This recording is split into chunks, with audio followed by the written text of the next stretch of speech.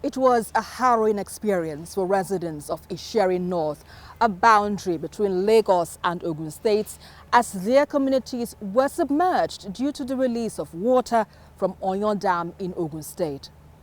On a yearly basis, residents are asked to relocate to higher grounds without a permanent solution in sight.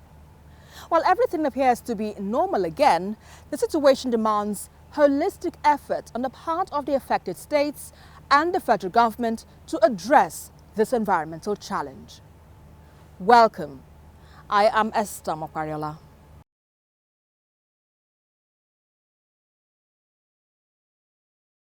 Before we begin, let's look at some news reports. Following the demolition of illegal structures on drainage channels in Lekki, the Lagos Ministry of Environment has extended the same enforcement to violators in Ikoyi. While some property owners have begun removing their structures, others are yet to comply. Monday morning, 30th of October, we start demolishing those fences to take our setback for the canal. Because we have had conversations with most of them, we chose to say, okay, after the stakeholders meeting, we do 2 meters on both sides. That will enable us to clean up the channel.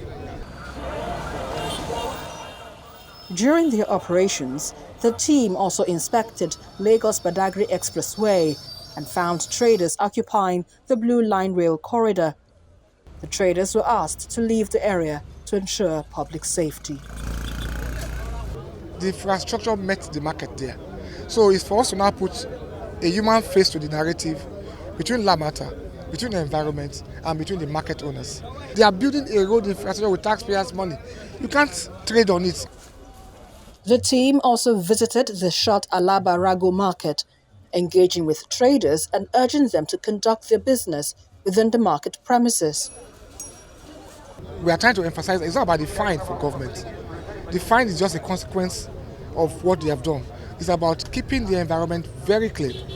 We are not stereotyping anybody.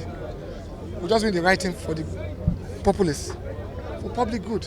We promised the Lagos State government, we assure them that we are a law-abiding citizen and we will abide by every advice and the condition they give us. The Lagos State government is unwavering in its commitment to environmental enforcement and public safety. Property owners and traders are urged to cooperate with the state's environmental regulations for the well-being of all residents.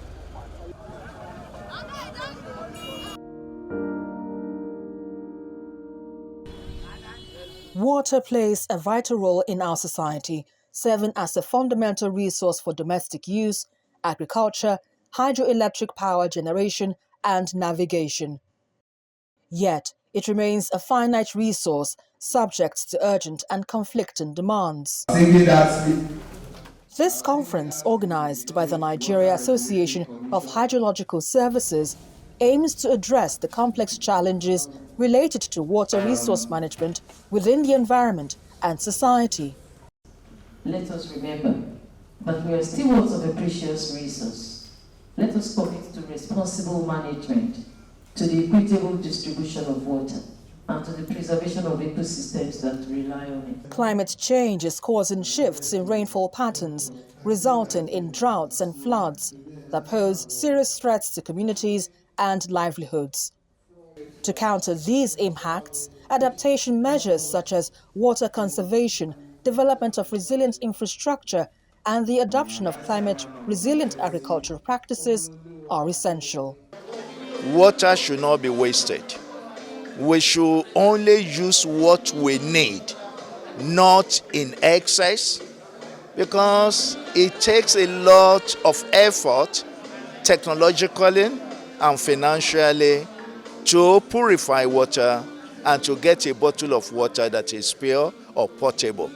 It's expected that the two state government, Ogun State and Lagos State, as well as the federal, will bring up the hydraulic infrastructure development, maybe getting from a design made from a study of all these floodplain mapping of the downstream of Ogun River, in order to put in place some hydraulic infrastructure that will mitigate or minimize the flood flow.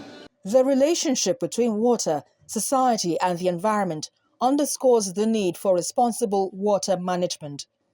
It also highlights the recognition that the well-being of society and the health of the environment are deeply linked when it comes to managing our water resources.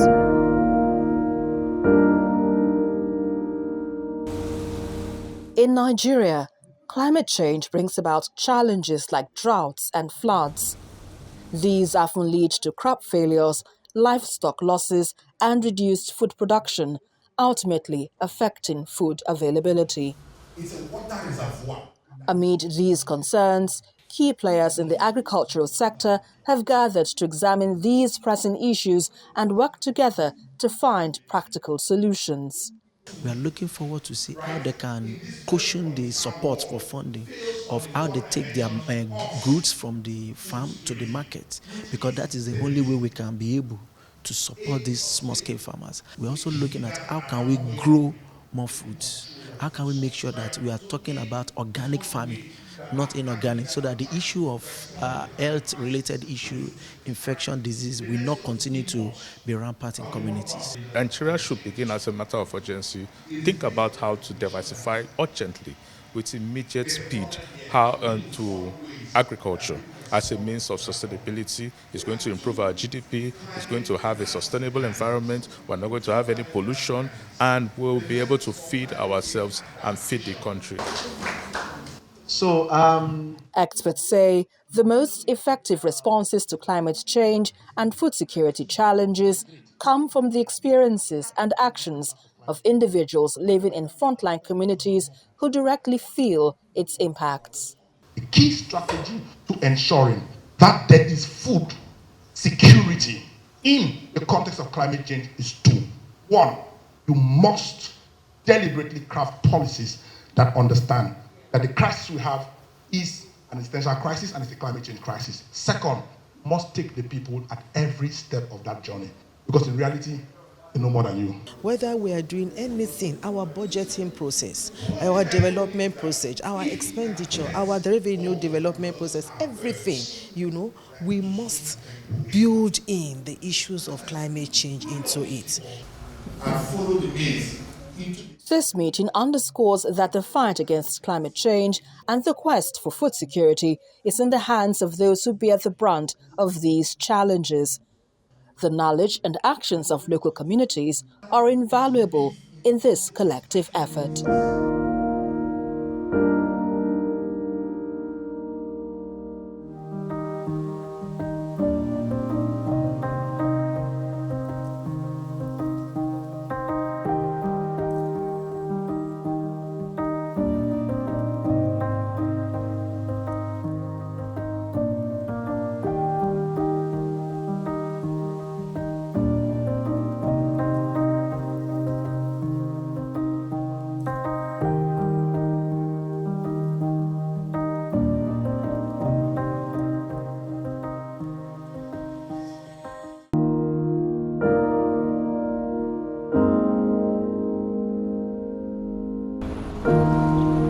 Outside the estate, everything seems fine. But a few steps in, the situation takes a different turn. Many properties are now submerged by the rising waters near the Ogun River. This was a main passageway now overtaken by water released from Oyon Dam in Ogun State. Residents here have been sacked from their homes, prompting them to take shelter in hotels or with family as the situation remains unpleasant. 2019, I spent 2 months in the hotel, running up to 500,000 naira. Where do I get such money now at this present economy? I can't go to resettlement to do what? Government will forget you. Are we IDP? Are we fighting war? No. This is our entitlement. We belong to this country. We belong to this state. We were paying rents. We are paying tenement rents. They should listen to us, come to our aids. We are not animals. Even animals are being taken care of. The only alternative for transportation is canoes, which are insufficient to serve the entire community.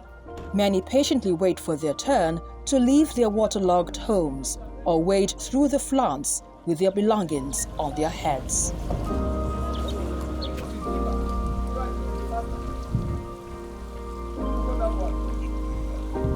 There's something at the junction here. One road. This estate, for instance, they are retirees, people who have served their fatherland. They shouldn't be put through this.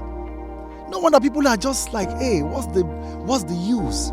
These are retirees. A lot of them are in their late 60s, early 70s. They have done their bit. This is their rest time. You don't put them through this. There's a speculation that they do this, they are motivated majorly for ecological fundings. If that is true, then this is criminal. Others who have yet to leave are putting in every effort to keep the water at bay. Mr. Ajibade spends approximately 10,000 naira, which is around $12 daily, just to pump flood waters out of his home. Everybody in this environment is so bitter with the entire Ogun State government. We are bitter with federal government that this is a recurring thing on a yearly basis. For how many years now that we could not find a solution to a simple issue to allow people to stay and stay comfortably? What is the essence of government, for God's sake, if you cannot protect the inhabitants of the people? We all voted thinking that there was going to be a change, and this is the change we have.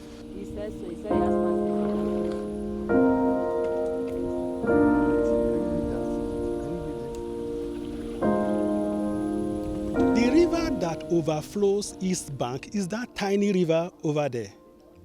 We know that this is a drainage basin.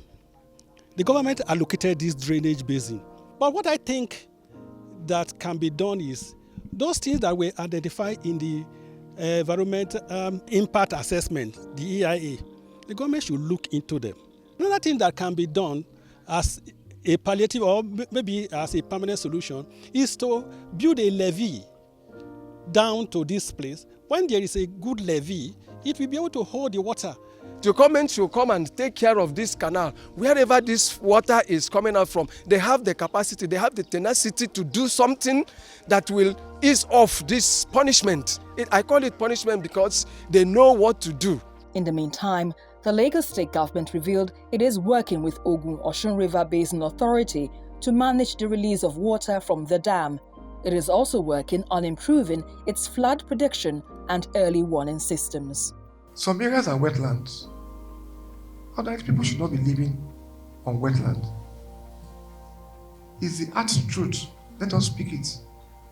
You should not build on a wetland. But if we choose to enforce the way it should be enforced, we shall evacuate them. But the human side of it is what we are doing, putting a face to it. So, okay, you know what? Leave this area because this water level is rising. Right now, the Lagos government governor has approved that we do a study of the entire basin. So the study will tell us, okay, what's the volume of water in this entire basin between Lagos and Ogun State. So once the study is done, it will delineate what needs to be done, land that's available, and the necessary infrastructures to provide. This effort is coupled with persistent appeals to residents, urging them to abstain from building on wetlands and water channels, as well as discouraging indiscriminate waste disposal. Tell people to stop blocking the drainage paths. It makes no sense where you put your dirt and your waste into a canal. Canals are meant for water, not for your waste.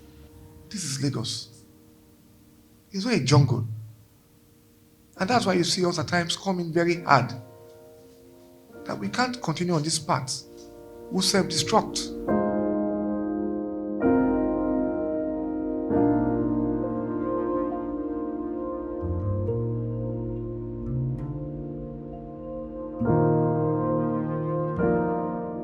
Other top government officials, including the Ogun State Governor Dakwa Abiodun, also paid a visit to the state for an on-the-spot assessment. They also assured residents that the federal government will work with the state in finding a solution to the problem.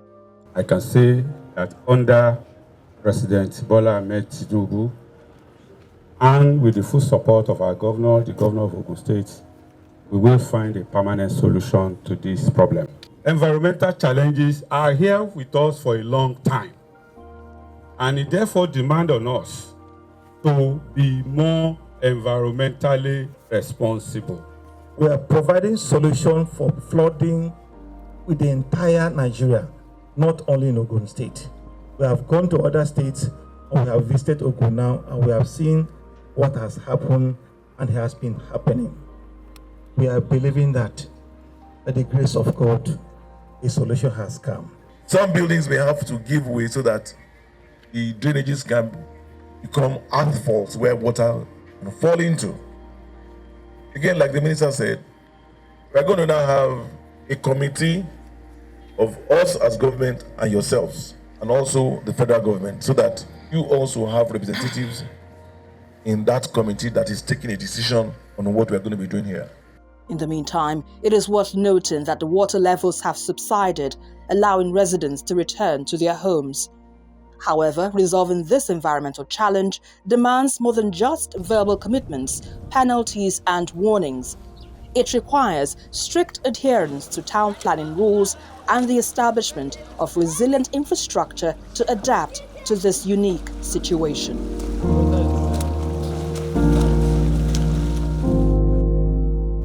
Green Angle returns in just a moment.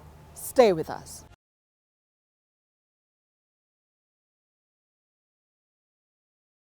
Despite the Adamawa State government's ban on tree felling for domestic use 4 months ago, the practice continues to thrive as a profitable business.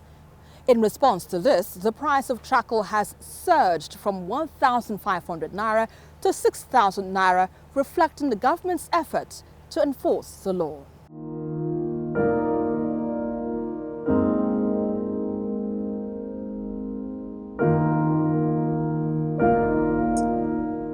The activities of tree merchants have seriously depleted forests, and the wood used in cooking normally produces carbon dioxide, which has been linked to climate change.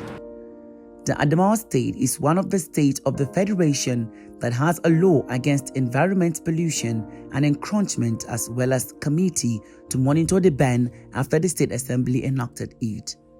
Despite the law put in place by Governor Amadou Fintiri, this has not stopped the activities of timber merchants. These three vehicles, for example, were arrested for conveying charcoal and firewood products now deemed a threat to the state ecosystem. Illegal cutting down of trees for the purpose of charcoal making is being banned from Adamawa State.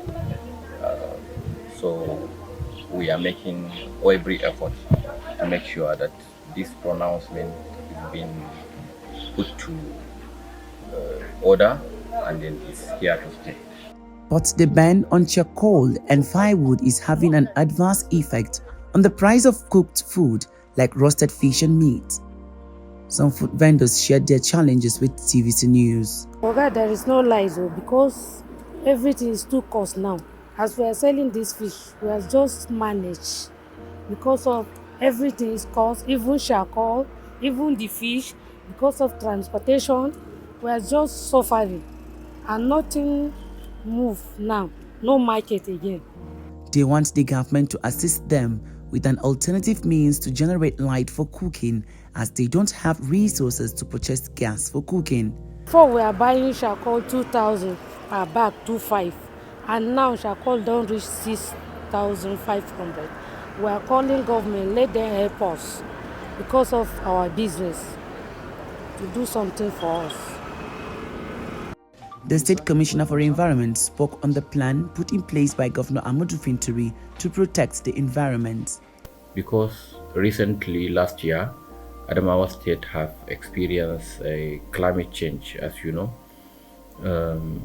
You can see we have experienced a sandstorm here in Adamawa State. The lasted for more around 28 minutes or so, which is a very is showing a negative effect to our people. It's not a thing that it can happen we will say today or tomorrow, but actually if we have somebody that will say stop from today, Just like saying that history will forgive for taking wrong decisions, but that history will never forgive for not taking decisions at all. And we want to encourage our people to courageously learn to accept where they get wrong yesterday. It's just like you taking a medicine for your ailment and then you say, no, the medicine is bitter. No, you can't. You must consider taking the bitterness for you to get better. So this is why we have a governor that will put a stamp on the ground and says no. The state government is yet to put in place an alternative to wood energy, as many residents both in urban and rural communities still depend on felling of trees for survival. After saying no, then we said, okay, fine. Well, what are we going to do then? Okay, we introduced the substitute of this charcoal.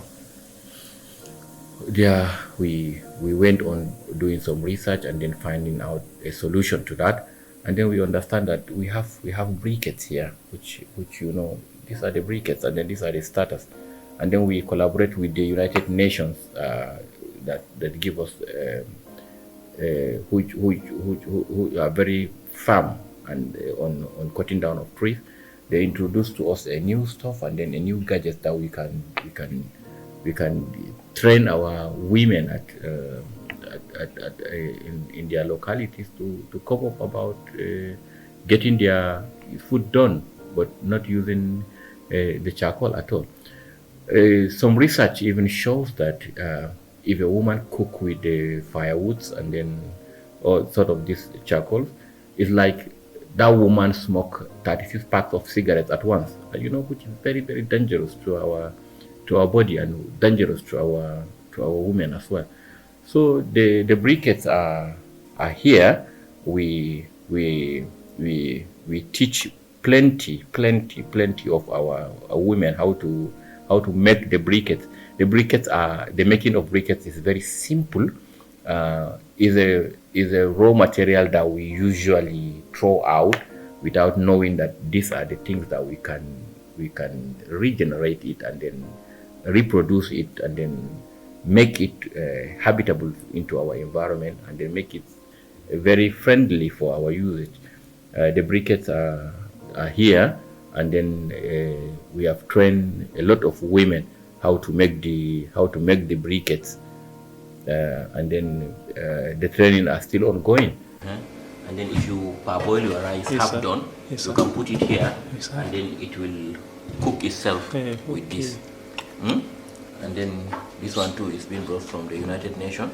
You can see the target are save 80. Yes, sir. They can save 80% of our trees. Yes, and then you can see it being numbered. Okay, sir. Yes, sir. Yeah, it's approved from the United Nations. Yeah. So these are the pots that they use, and you can see it. It's this is where you put the briquettes inside. Okay. So no smoke, no anything. You can cook this in your room as well.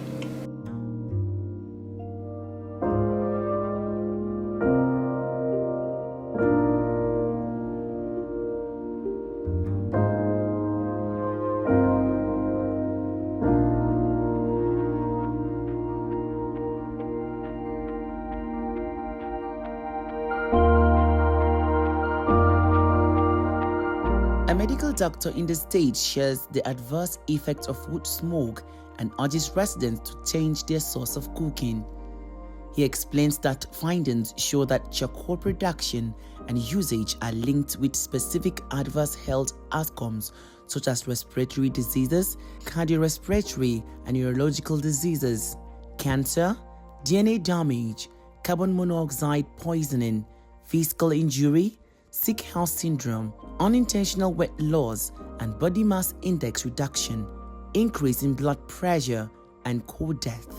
The health implication of using charcoal and firewood are actually enormous. It is both, you could actually say it is both on the individual and even on the society, the effects. Like for instance, for you to be able to get the charcoal and the firewood, you actually will have to go and cut down most of those trees, and then when you deforestate after some time, you won't actually have most of those particular trees to hold the ground. So most times you actually have erosion, and then that also leads to maybe it's now washed away.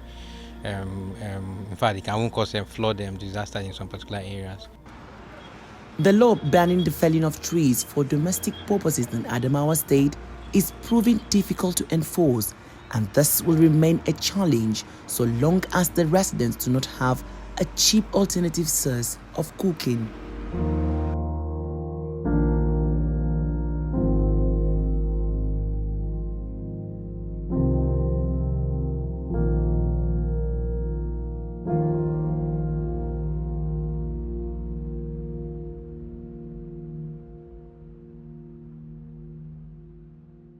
That's about it on this week's edition of Green Angle. Until I come your way next time, remember, together we can build a sustainable world.